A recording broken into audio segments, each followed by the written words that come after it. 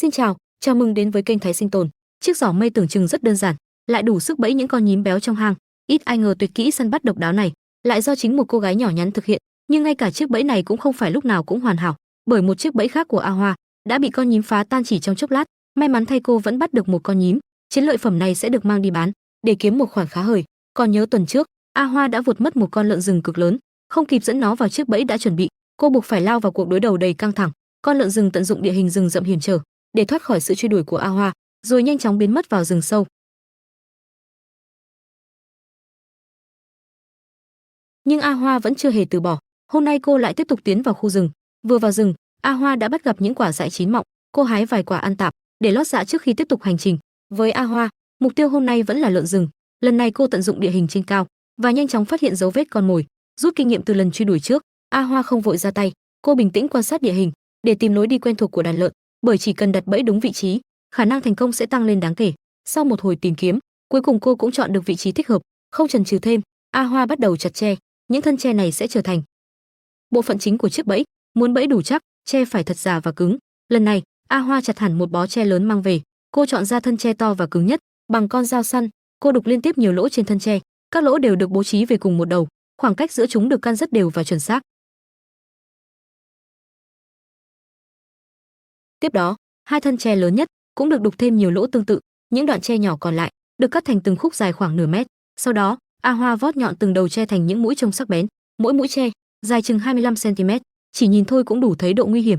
Khi mọi nguyên liệu đã chuẩn bị hoàn tất, A Hoa bắt đầu đào hố để dựng khung bẫy. Mỗi hố sâu khoảng nửa mét, số lượng không nhiều, chỉ cần 2 hố là đủ. 2 hố này sẽ dùng để cố định 2 cột tre chịu lực chính. Sau khi dựng cột xong, A Hoa lấp đất đá thật kín, rồi dùng gậy gỗ nện chặt từng lớp đất, bởi đối thủ lần này là lợn rừng khỏe mạnh, nên chiếc bẫy phải thật vững chắc.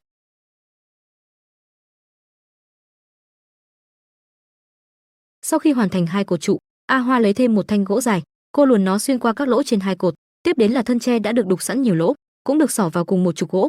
Nhờ vậy, thân tre có thể xoay linh hoạt quanh trục gỗ theo mọi hướng. Còn những mũi chông tre sắc nhọn được cắm lần lượt vào từng lỗ đã chuẩn bị, tạo thành một dàn trông cực kỳ nguy hiểm. Khi lao xuống từ trên cao, sức sát thương sẽ vô cùng đáng sợ.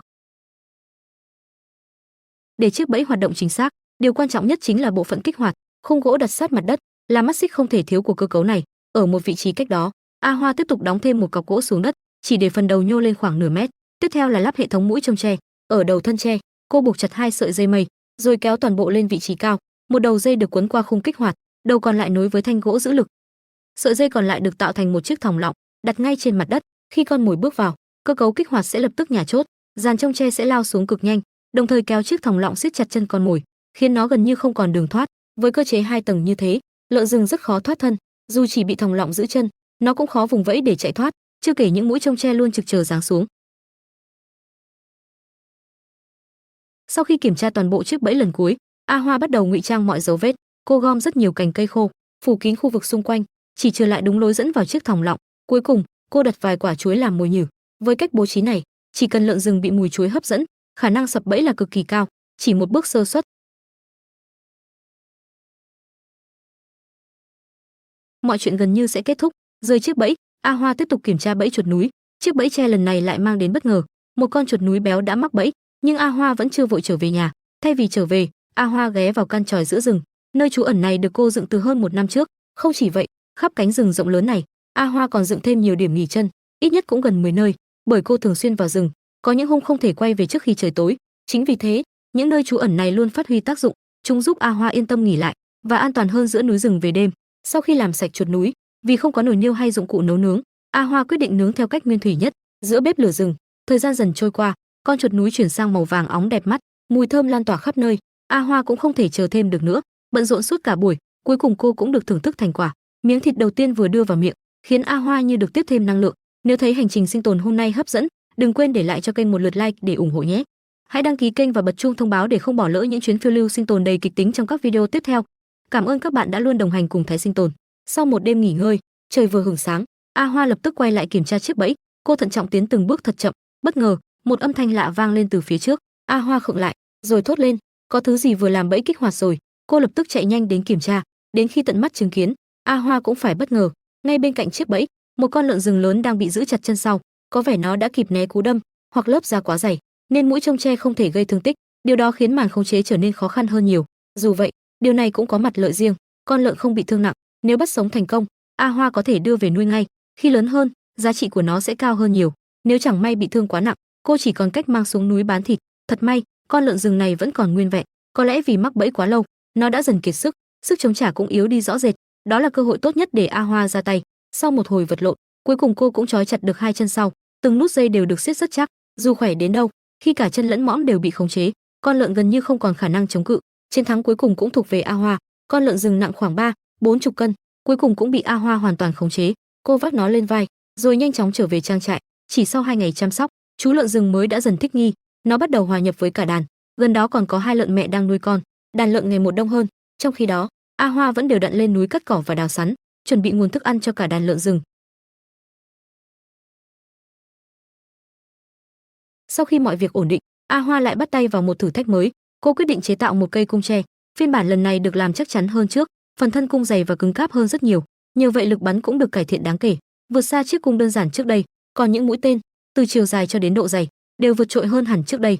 Các mũi tên cũng được gọt giũa thẳng và sắc bén hơn, giúp tăng độ chính xác khi bắn. Riêng phần dây cung, do chưa có vật liệu phù hợp, A Hoa đành dùng dây mây dẻo và bền để thay thế. Sau khi xoắn chặt nhiều lớp, cô buộc cố định vào thân cung. Phải công nhận rằng, chiếc cung sau khi hoàn thiện, trông cứng cáp và mạnh mẽ hơn hẳn, nhưng sức mạnh thực sự vẫn phải chờ màn thử nghiệm phía trước. Quả nhiên, kỹ năng bắn cung của A Hoa vô cùng ấn tượng, không chỉ lực bắn mạnh, mà độ chính xác cũng rất cao. Sau phát bắn chỉ trượt đúng một mũi tên, đeo ống tên lên vai, A Hoa tiếp tục tiến sâu vào rừng, bắt đầu cuộc săn mới đầy hy vọng. Sau cơn mưa, khắp núi rừng vẫn còn ẩm ướt, đây là thời điểm lý tưởng để tìm gà rừng và chim hoang. Đặc biệt, hôm nay còn có chú chó đồng hành. Chỉ sau vài phút đánh hơi, nó lập tức phát hiện mục tiêu, một con gà rừng đang ẩn mình trong bụi cỏ. A Hoa mừng rỡ vì thời cơ đã đến, cô nhanh tay giương cung, lắp tên rồi ngắm thật chuẩn. Mọi động tác diễn ra cực kỳ dứt khoát, mũi tên lao đi vun vút và hạ gục con gà rừng chỉ với một phát. Con gà rừng khá lớn, đúng như mong đợi. Vừa nhặt được chiến lợi phẩm, A Hoa đã vô cùng phấn khích. Cô nhanh chóng tìm đến một nơi trú chân gần đó. Điều đặc biệt là căn chòi này không phải do cô dựng nên, đó là nơi nghỉ chân của những thợ săn trong rừng. Vì vậy A Hoa cũng yên tâm sử dụng. Cô chọn khoảng đất trống phía dưới, rồi nhanh tay nhóm lửa chuẩn bị bữa ăn. Chỉ sau vài thao tác thành thạo, đống lửa đã bùng cháy rực rỡ. Con gà cũng được làm sạch rất gọn gàng, sau đó được xiên lên một thanh gỗ chắc chắn, đặt cạnh bếp than để nướng từ từ. Với món gà nướng, không nên đặt trực tiếp lên ngọn lửa lớn, bởi kích thước của con gà khá dày và nhiều thịt, lửa quá mạnh sẽ làm cháy bên ngoài trước, trong khi phần thịt bên trong vẫn còn sống. Nướng bằng hơi nóng của than sẽ ngon hơn nhiều. Sau gần 1 giờ nướng đều trên than hồng, con gà rừng dần chuyển sang màu vàng óng hấp dẫn.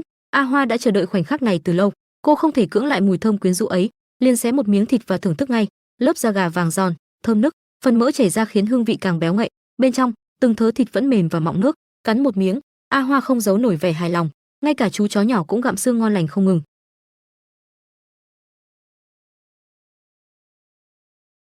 Thấy chú chó vẫn còn thòm thèm, A Hoa liền xé thêm một chiếc cánh gà thưởng cho nó. Chú chó mừng rỡ vẫy đuôi liên tục, có lẽ hiếm khi nó được thưởng thức bữa ăn ngon như vậy.